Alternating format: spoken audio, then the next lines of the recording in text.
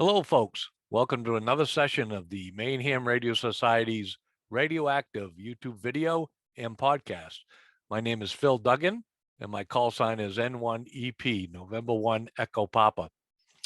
In today's session, we're going to talk about some Maine ham radio nets, including one brand new one that we'd like to announce, and as well as a couple that have been around for many, many years. And I have a few guests to talk to today, so let's get to it. I'm here with my guest, Bill Mann, W1KX, John Huffman, K1ESE, and Paul Gooch, KY1C.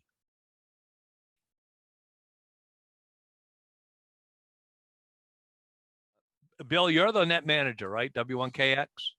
Yes, and I have been for a few years. Yeah. And it meets where and when? Meets on 35, 96, 7 nights a week. And that's it. Yeah, and at 7 p.m.? 7 p.m., yes, yep. Local time. And this year, you started in the wintertime moving it to what, 4:30 or something? 5:30. 5:30. It was because of conditions. In the wintertime for the past 2 years, or the minimum of the sunspot cycle, a lot of difficulty with conditions. A band goes long by 7 o'clock in the evening, much earlier, in fact. And as such, we tried this year, and it worked quite successfully. We didn't really have any problem with the operation conditions-wise, and most everybody was participated just as well at 5:30 as they would have at 7 o'clock. So when the time conditions changed, we went back to the 7 o'clock, which it has been for many, many years now. I've been the net manager since 1989, so we've been at it for a little while. Yeah. Not as long as some other managers like the Seagull Net. Yeah. Now, tuning around the bands and checking in the different nets, I come to the conclusion that you've served as net control on virtually every net in the country, haven't you? It may seem that way, but no, actually not. There's a couple I can think of that I haven't performed that yet. Now, when does the Pine Tree Net first started? What year? 1936. Unlike some people might think from Carmel, Maine, it's 3 years older than the Seagull Net. Yeah, we consider the Seagull Net the newbies. The newbies. There you go. Now, do you keep a lot of historical, not hysterical, but historical documents to do with the net?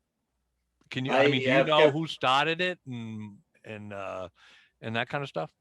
Yes, it was started in 1936, and I should have that information right here. But I didn't realize we were going to do the PTN at this time. But it was very active right up until World War II. And in 1941, because amateur bands were shut down, so PTN, Seagull Net, and all closed until 1945 when it opened again. But it has been in steady operation, say 1 year since except for the war, since 1936. Yeah, and the World War II was the only time the amateur bands, the amateurs were taken off the air, isn't it? Yeah. Well, World War I. World War I, yes. It was in World War I? Yes. Okay. Yeah. That's why the other one's called World War II. Okay. So the purpose of the Pine Tree Net is? It is these Maine section CW net. So the traffic going outside of Maine is handled through PTN, and there is a station each night that goes to the first region net, and then the traffic moves on through the national traffic system. And so we connect with the first region net at 7:45 in the evening and 9:30 in the evening to receive any traffic coming back into New England and into Maine. That's quite a commitment to between all the nets you guys do, and then it's not just the PTN. Then you got to go to these other nets and everything. It's a lot of time commitment, isn't it? Yes, it is, but it's enjoyable. And the system is set up so that it's not the same person doing everything every day. And that is one of the advantages of the national traffic system. Is Mondays, one person can do 2 or 3 nets. Tuesdays, 3 people can do each net, and that sort of thing. So it's a share the duties type thing. Yeah, the other part of that, Phil, is that these are not rag chew nets. These are strictly traffic nets. So a typical net will last 10 to 15 minutes at the most. Right. Well, that's kind of related to the question I was going to ask you, John, right now. Is besides faster CW speed, actually, this is a different question. Besides faster CW speed, what else differentiates the PTN from the main slow speed net? I believe the difference in the function of the net is that MSSN does not go to 1RN. So traffic going out of a main generally would come PTN. Now, if in terms of, gee, which net should I get into? If you're comfortable with MSSN, that's great. But PTN will try and match your speed. It doesn't need to be really fast, as long as you can copy well and you send at a speed that you can comfortably copy. Yeah, and I was thinking too is that the PTN processes a lot more traffic than the MSSN, and a lot more other than just. I mean, MSSN is the more common thing is net reports, although I have heard other stuff passed as well. But the PTN passes a lot more regular radiograms, right? Isn't that correct? Yeah. Basically speaking, yes. The MSSN generally, which incidentally is Monday through Friday at 3585, does not operate on Saturday and Sunday. That net average speed is 11 words a minute, and PTN average speed is about 20 or so. So it's whichever matches one's sending and receiving speed. Certainly people are welcome to join either one. Well, I'm planning on checking in one of these days, but don't try to tell me I got to go get a radiogram, because I'll you're breaking up. Well, I have listened to you guys, and I've copied call signs, but I can't copy much more than that. It's a little bit too fast for me yet. So, well, keep at it. Yeah. My start in CW really was back in the 60s. In 1966 was my first time checking into the net. And there were just 2 operators, well, 2 or 3 operators on back then, W1GU and W1BJG. And they were only on CW, and they split up the traffic. And one would mail anything east of the Kennebec River, and the other would mail everything west of the Kennebec River. And I started checking in at a scant 13 words a minute. And I would take traffic from there to Seagull Net, which they were delighted with. And my only complaint to both of them was, you're sending a little faster than I can receive. And, I expected that they would slow down to just my speed. And they said, we know we're sending a little faster than you can copy. That's like K1FQ does to me. And that is just, and in one summer, I went from 13 words a minute to better than 20 words a minute, just by regularly copying traffic from those guys. Okay. Now, I know the Pine Tree Net participated in the simulated emergency test a few years back when I was section emergency coordinator. And I think NTS and ARES, the Amateur Radio Emergency Service, should exercise more often together. And I was wondering if you agree with that. I do. We used to participate more. What we're finding is that most of the activity in Maine and the SET is between counties, or among counties, if you will, and not so much traffic going outside. Right. Any traffic going outside of the state would be a logical thing for liaison to the public service net. I'm sorry, to the pine tree net. Sorry, getting ahead. Yeah. How many regular participants do you have right now in the PTN? We average probably in the run of a month, we probably have 16, 18 different stations checking in. The average night would be 9 or 10 stations checking in. Mm-hmm. Okay. Now, this is for anyone, John, or you. These nets, and not just the PTN, but all these nets, and you know, meeting the folks that check in and all, getting to know them. What do they mean to you? I mean, what if tomorrow all of a sudden all the nets were gone? Would that be disappointing to you, or what? Oh, yeah. Yeah, I mean, you get used to the routine, and you get used to feeling like you're using the radio for something useful. And the folks you meet also seem to feel that way, and there's a camaraderie there. But you're doing something with the radio that may at some point pay off, and may at some point provide some kind of public service and so on. If you work a lot of DX or so on, that's great for you, but it's not necessarily great for anybody else. Right. And since you mentioned public service, it's a great segue into the next topic. Unless anybody else has it, if you have anything else about the PTN. All right. Yeah, I would just mention one more thing. It is remarkable, the record keeping that Bill does for the PTN. You could pick a date randomly in 1994, and Bill could tell you who checked in. And has that always been the case from 1936 all the way up, or are there lots of gaps in the records?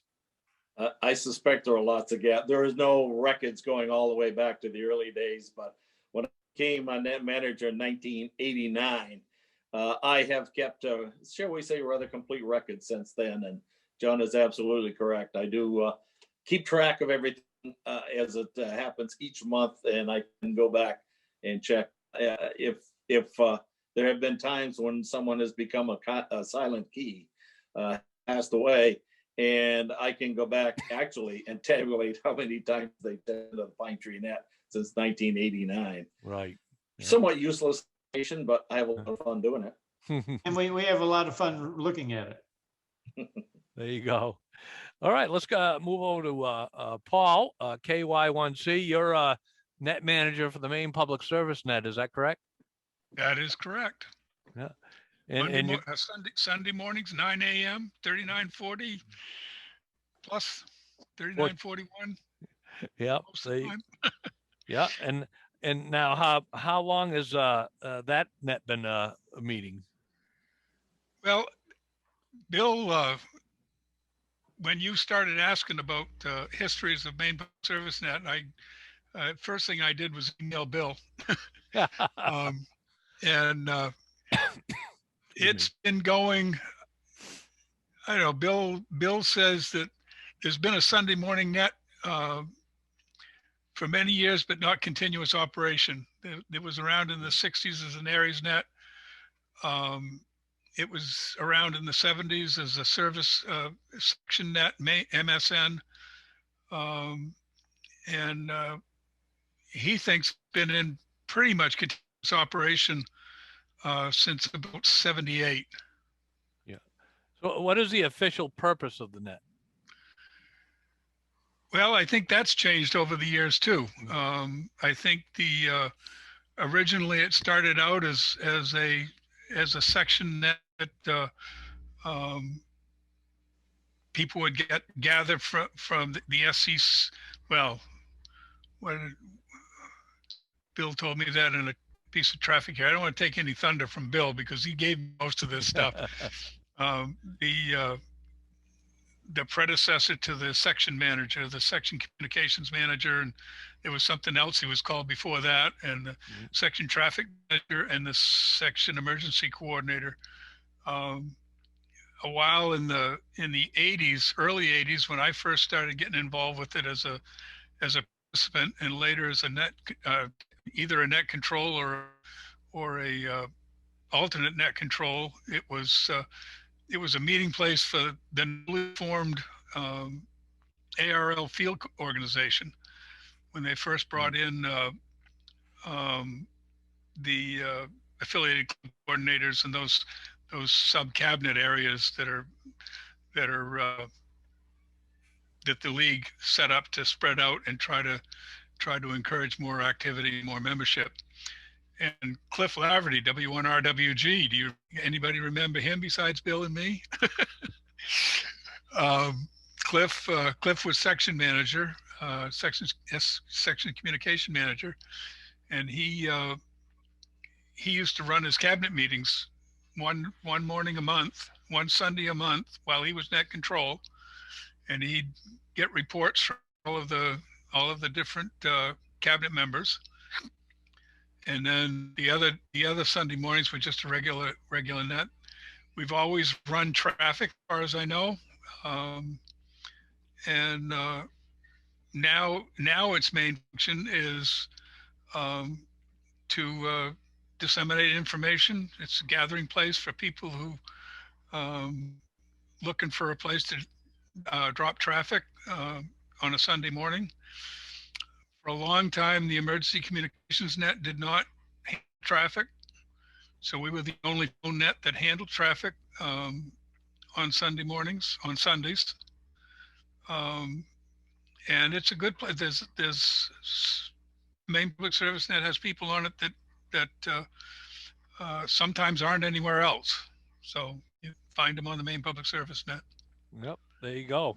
Been a pretty good increase in check-ins lately too, hasn't there? I think both the Seagull Net and the Public Service Net. Yeah, I think you're right. Part of that, I think, is COVID. I also think that Seagull's always enjoyed a large following. I think a lot of it is the net control stations and how they run the net. I think I'm a little biased here, but I think we've got a good group of net control stations that keep things fun and keep things happy. And and Bill is one of those, right? W1KX, you net control once a month? Yeah, Bill was a regular. Yeah. Bill was a fourth Sunday alternate for a while, and fifth Sunday. Fifth Sunday alternate. I got promoted. Had 5 Sundays in a month, and then every once in a while he'd fill in for somebody else, and but now since we had a shakeup in January, we had 2 people leave. One of our net controls left us permanently, and which we were sorry to have happened to us and to him.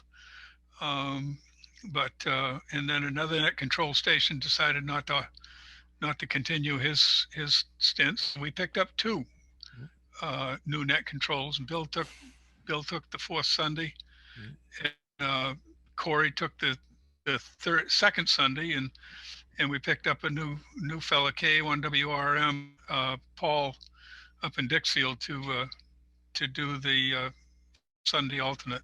Yeah. So, doesn't KG1Q do it too, or?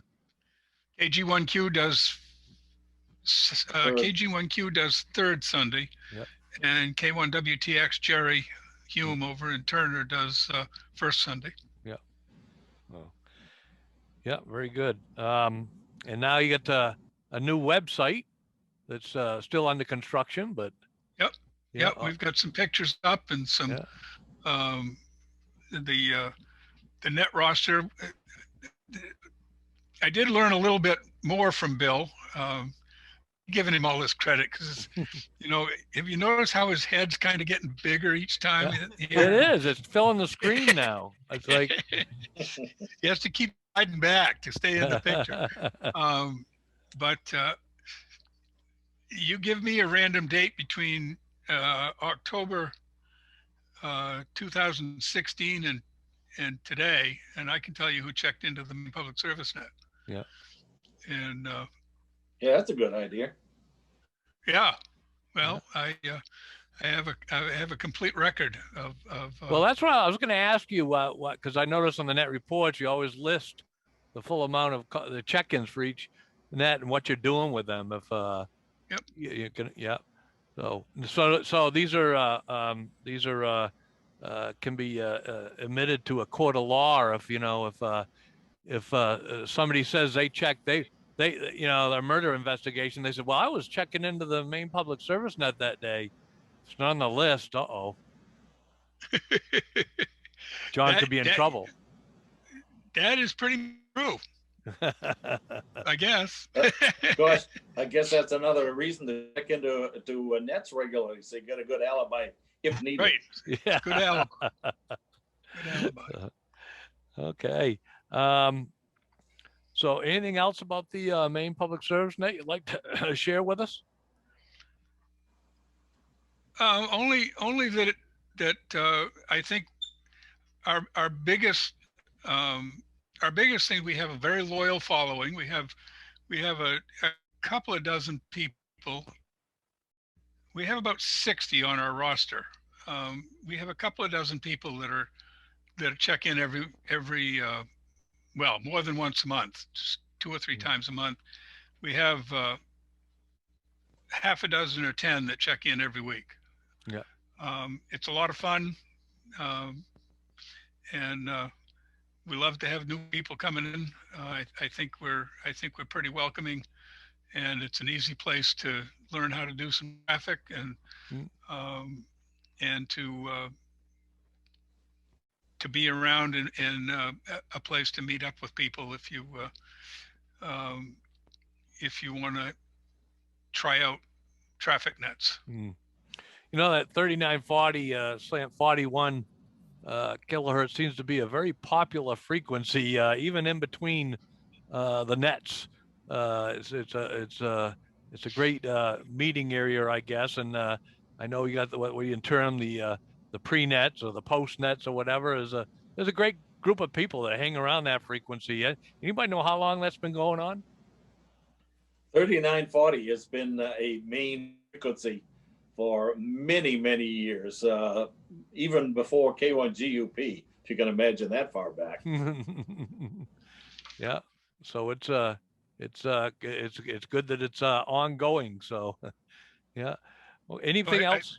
I think it's also on the Aries plan, the main Aries plan for net frequencies. Right. 3940 is the 75 meter HF emergency frequency. Yep. So.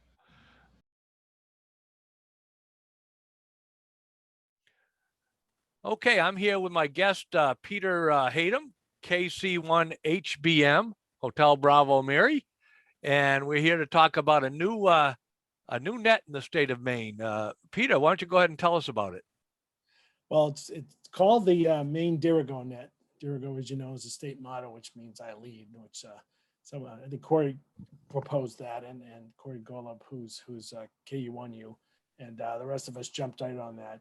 And the start of the idea of the net probably started a couple years ago when we talked about having an exclusive Maine DMR net, like Vermont has, like New Hampshire has, and then obviously I was a big fan of the county net, listened in, called in quite a few times there, and that served a great purpose, which was to disseminate statewide information, keep us fresh and connected with the system, KQ1L system, which of course is awesome. Right. What you're talking about is the KQ1L link system that's been down for several months, correct? Yep. So this net kind of, even though there are plans to get that restored eventually, but this net is kind of filling in for that right now. Yeah. And no, that's exactly right. So when that happened, I said, this might be a good way to launch both a temporary replacement for that net, because we're all hoping that comes back up to in running, as well as a DMR net. And then, we had 2 other requests because we put it out to a lot of folks. This is what we're thinking. What do you think? One was to have a topic, to have sort of a discussion-based net, and more so than a check-in. Not that check-ins are bad, but sometimes they could dominate the net such that you run out of time before you actually have to check the folks. And then there was a request to add it as a traffic handling net, NTS traffic handling net, which I was concerned about, but first time out, it worked great. I'm hoping it continues to work great. I think the idea is to keep it flexible, to keep one sort of one thought in those four things we're trying to do, not become the dominant and only thing we do, and to listen to the customers, listen to the people who check in, say, what do you want to talk about? Yeah. I mean, ironically, just to show you how broad it is, it was a DMR net, and there was I don't know if you listened in, Phil, but it was there was a little bit of a discussion on Yaesu system fusion, and I was, wait a minute, here on a DMR net, we're talking about system fusion, which I thought was funny. I'm a big fusion fan too, but there's not a lot of repeaters in Maine yet in that mode, so that's one of the reasons I embrace DMR, because it is a very well entrenched and cool mode as well. But that's the fun of ham radio, right? There's always new stuff to learn and master. So it is a statewide net, but now compare it to like an analog, like the KQNL link system. We had check-ins from mainly Maine, but New Hampshire and New Brunswick, Canada, and everything. Now this DMR net, is that access? Can people all over the country actually check into that? Actually, you could with a hotspot. I'm guessing your listeners would be familiar with hotspots, but essentially it's a mini repeater that ties into your internet in your home or wherever else you are. Some folks actually use it in their car and run it through the internet on their cell phones. And there's very generous folks up in Canada that run a link system up there, allow us to essentially take a backdoor into the DMR mark system and NEDECN, which is the New England Digital Emergency Communications Network site. And I use that occasionally, if I'm traveling out of the New England area. There are several repeaters in New Brunswick and New Hampshire that have Maine statewide as at least a push to talk, if not full time on their system. So we're hoping to get folks from there as well. But the check-ins at the first net were all, at least that weren't just listening and didn't check in. We're all New Hampshire. We're all Maine folks. Yeah.